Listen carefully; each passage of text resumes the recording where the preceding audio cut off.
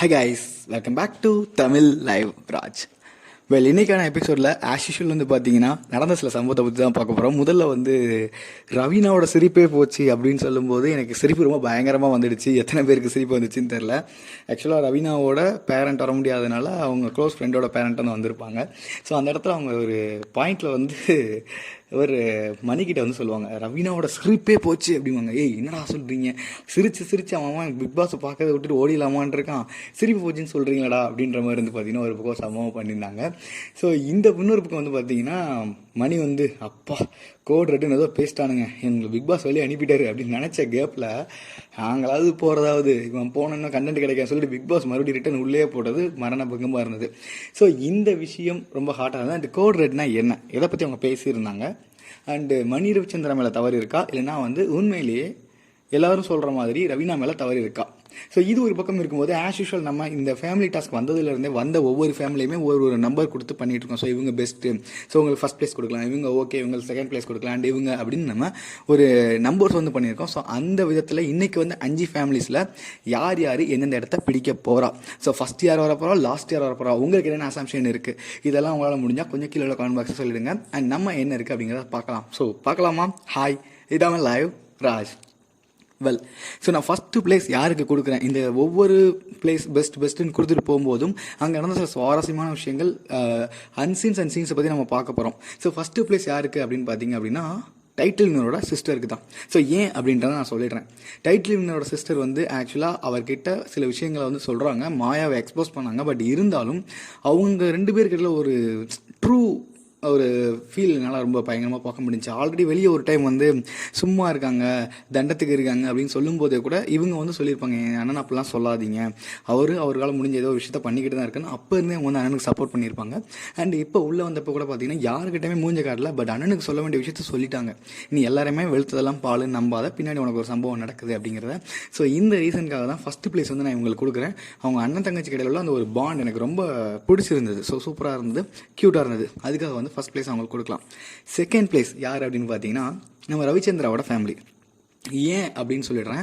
ஏன் third place வந்து இப்போ இன்னொருத்தவங்களுக்கு கொடுத்துருக்கோம், 2 குட்டீஸ் வந்திருக்காங்க. ஏன் இந்த குழந்தையோட ஃபேமிலிக்கு மட்டும் ஏன் வந்து செகண்ட் பிளேஸ் கொடுத்தோம் அப்படின்னு பார்த்தீங்கன்னா ஒரு எந்த இதுவும் சொல்லி கொடுக்காத ஒரு அன்பாக இருந்தது. இவங்கெல்லாம் இந்த வேர்ட்ஸு பேசு அப்படின்னு சொல்லி கொடுக்காத ஒரு அன்பு இவர் மணி ரவிச்சந்திராவோட பிரதரோட குழந்தைகிட்ட இருந்தது. ஸோ அந்த மூக்கு அவங்க வச்சு அந்த ஊன்னு சொன்னதாக இருக்கலாம், அவங்க பேசின விஷயங்களாக இருக்கலாம். So that is a true love. அது அவங்களோட அந்த ஒரு அன்பு வந்து பார்க்க முடிஞ்சு. அண்ட் அவங்க அந்த கேமை பற்றி பயங்கரமாக எதுவுமே பேசிக்கல. ஸோ சூப்பராக இருந்துச்சு, க்யூட்டாக இருந்துச்சு. அதனால் அவங்களுக்கு செகண்ட் பிளேஸ் நான் தரேன். So second best. Okay, and third best யார் அப்படின்னு பார்த்தீங்க அப்படின்னா தேர்ட் பெஸ்ட் ஆஸ் யூஷுவல் இன்னொரு குட்டி குழந்தை தான். ஸோ ஏன் மற்ற 2 பேரை தாண்டி இந்த குட்டி குழந்தைக்கு இன்னொரு ஒரு இது அப்படின்னு பார்த்தீங்கன்னா ஸோ அவங்களோட அந்த ஒரு ஆக்டிவிட்டி ரொம்ப நல்லா இருந்தது. அண்ட் அவரோட அண்ணன் வந்து ரொம்ப சிம்பிளாக சொல்லிட்டு போயிட்டாரு பூர்ணிமா கிட்ட, நீ வந்து வெளியே மக்களோட மனசை ஜெயிக்கிறதுக்கு என்ன பண்ணணுமோ அதை பண்ணு. So there is no lot of hints. அவங்க எந்த ஹிண்ட்டோ எதுவுமே பயங்கரமாக கொடுக்கல. பட் நான் அடுத்து சொல்ல போகிறவங்களாம் ஹிண்ட்டு கொடுத்துருக்காங்க. ஸோ எந்த ஒரு விஷயமே வந்து பயங்கரமாக பண்ணாமல் ரொம்ப சூப்பராக வந்து பண்ணியிருந்தாங்க. ஸோ நல்லா பண்ணியிருக்கீங்க அப்படிங்கிறதுனாலையும் அந்த குழந்தையோட க்யூட்னஸ் அது வந்து முடிஞ்ச அளவுக்கு கொஞ்சம் என்டர்டைன் பண்ணிட்டு இருந்தாங்க. ஸோ அந்த ரீசனுக்காக இவங்களுக்கு வந்து தேர்ட் பிளேஸ் கொடுத்துடலாம். So third best. And fourth best யார் வந்த பேரண்ட்ல அப்படின்னு பார்த்தீங்கன்னா நானே இந்த சாய்ஸ் எடுத்துருப்போன்னு எனக்கு நம்பிக்கை இல்லைங்க, மாயாவோட பேரண்ட் தான். ஸோ மாயா அப்படி இருந்தால் அவங்க பேரண்ட் நம்ம குறை சொல்ல முடியாது. பட் இருந்தாலும் ஃபோர்த் அப்படின்னு அந்த பிளேஸ்க்கு வந்ததுக்கான காரணம் என்னென்னா மாயாவோட சிஸ்டர் வந்து மாயாவை மோட்டிவேட் பண்ணாங்க, your in a good way, நீ அப்படியே கரெக்டாக பண்ணு அப்படிங்கிறத அவங்க மென்ஷன் பண்ணியிருந்தாங்க.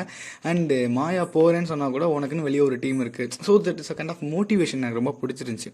அந்த பூக்கும் தருணம் அப்படிங்கிறதெல்லாம் எக்ஸ்பிளைன் பண்ண விஷயங்கள் ரொம்ப நல்லா இருந்தது. அதனால அவங்களுக்கு fourth place.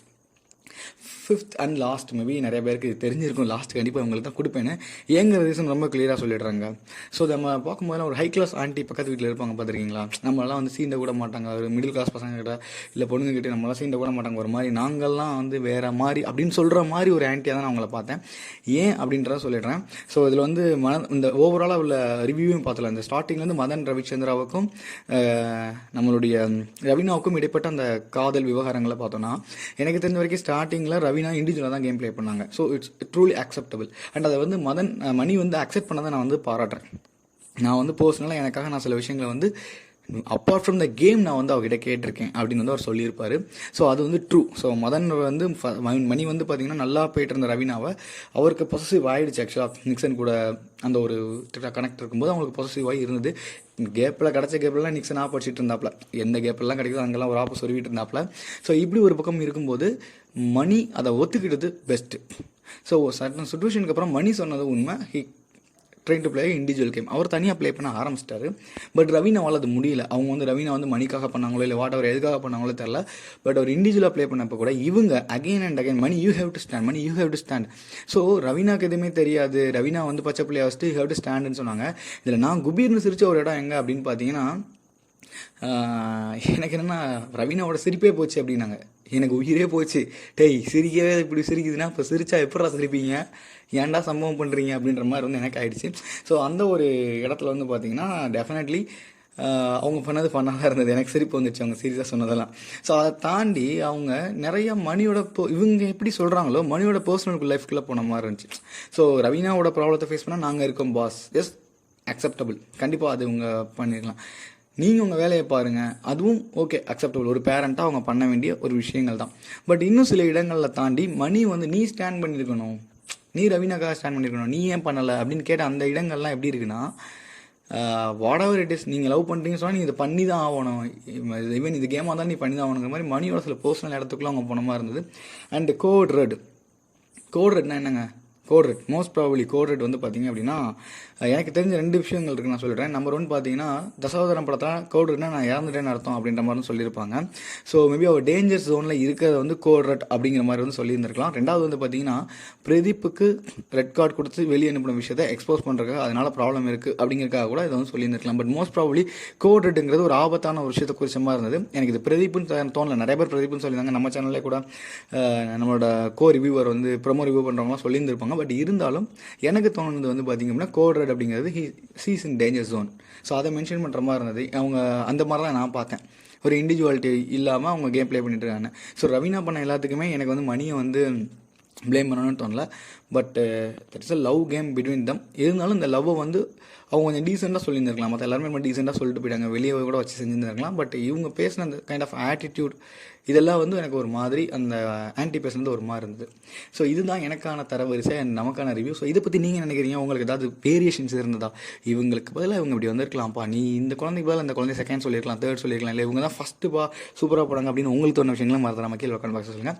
Thank you so much ரொம்ப பொறுமையாக பார்த்ததுக்கு. இன்னொரு நல்ல வீடியோட உங்களை சந்திக்கும் வரை உங்கள் விடுபெறுது உங்கள் ராஜ்.